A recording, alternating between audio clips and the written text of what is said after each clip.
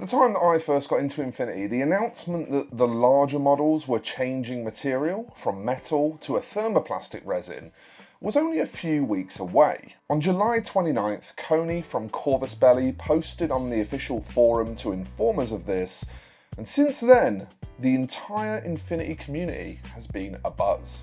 So with September gone and the release of Beyond Crimson Stone behind us, Infinity players now finally have some Siocast product in their hands for the first time.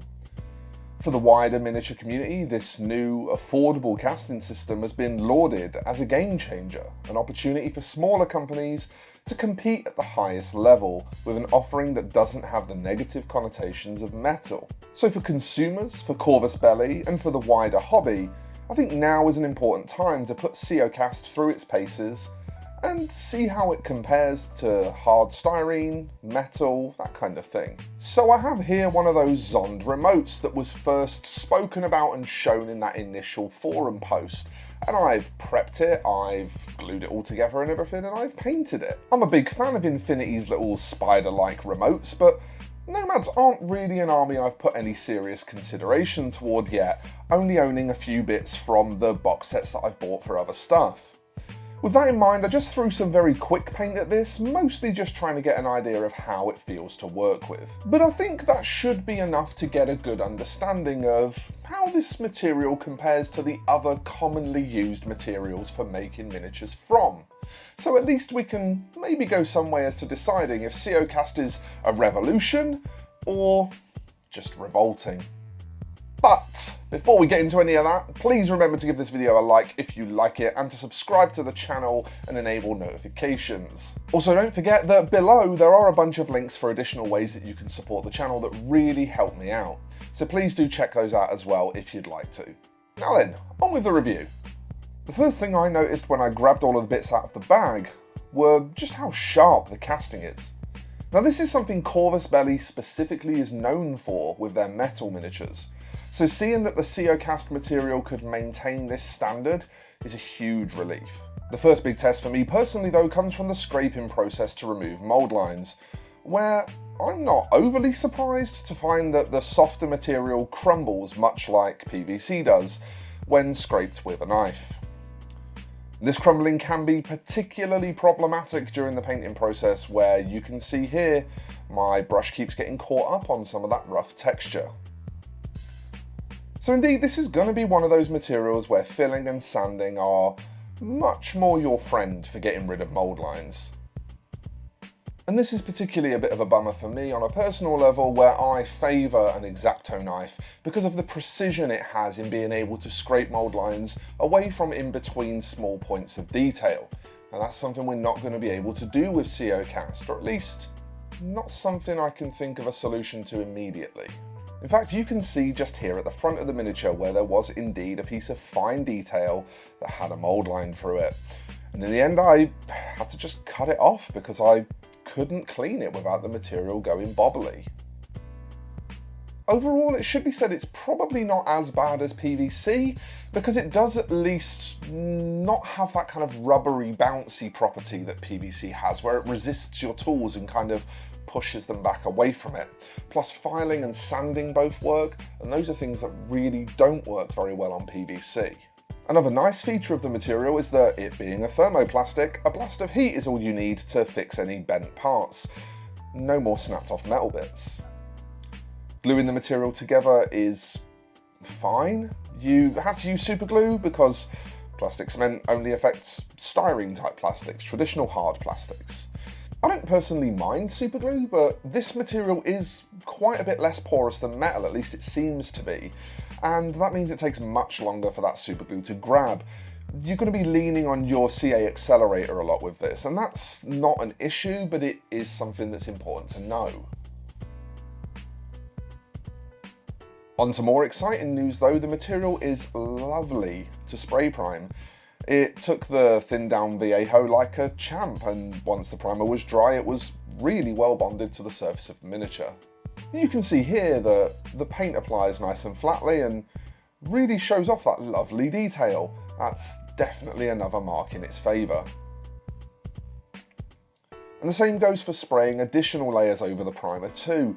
The paint applied exactly as I would expect it to, and the material didn't cause any problems during the first colour layer. Brush painting the material is actually really nice. The flat surfaces have very low resistance due to how smooth the material is, meaning that accurately running lines or glazes over them is absolutely fine. Perhaps the one tricky thing are those bubbles left behind from scraping, but those are easily avoided by not being a YouTuber who has to do the correct process and the incorrect process on the same model, so that you can all learn the easy way not to use a knife on Siocast. So I guess the next thing we should do is try and weigh up the pros and cons of the material, decide if it is an improvement over other alternatives, the things that are commonly used in the industry, and how it will affect the wider industry, not just Infinity. But before we do that, why don't we take a quick look at this speed-painted Zond in detail. This little guy was really fun to paint, and I think even though I did just a quick job on it, it is maybe worth a little look at with a bit of a better zoom and some better lighting. So here's my finished Zond.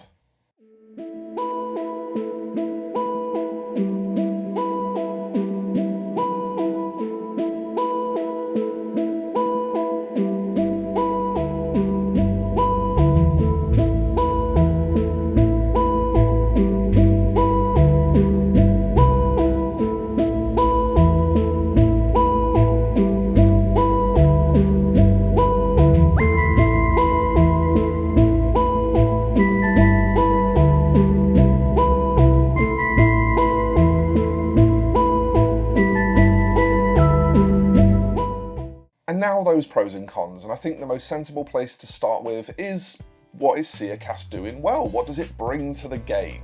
So for one, it's lighter and softer than metal, and as such is less prone to accidents leading to dings and chips and breakages. It's going to be a little bit lower maintenance. It's just as crisp as metal and far crisper than hard plastics, which allows Corvus Belli to maintain their very high detail standards. It's cheaper to produce than metal, meaning fewer price increases will be needed for makers to stay afloat. It's also recyclable, and it's a much safer material than traditional casting resins.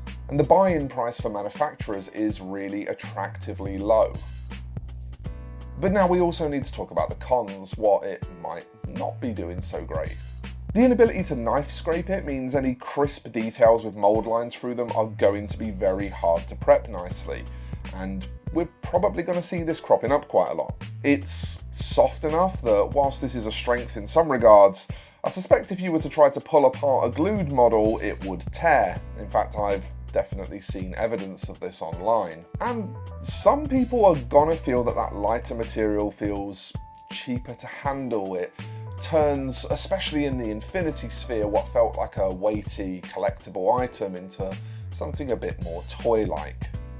And that's actually kind of it, I think. I racked my brain for quite a while when I was scripting this video, trying to find other things that I could fairly call a con for Siocast.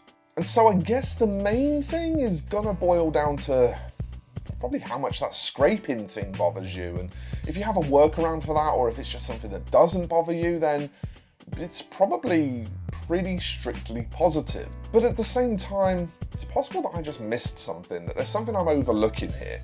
So why don't you let me know in the comments if there's something that I've really maybe not thought of when it comes to Siocast, and why it might not be as great as it seems. The process of painting this miniature was entirely as pleasurable as any Infinity miniature I've painted previously, and yeah, the knife issue made me tut, but overall I don't feel like the experience was made significantly worse by that alone.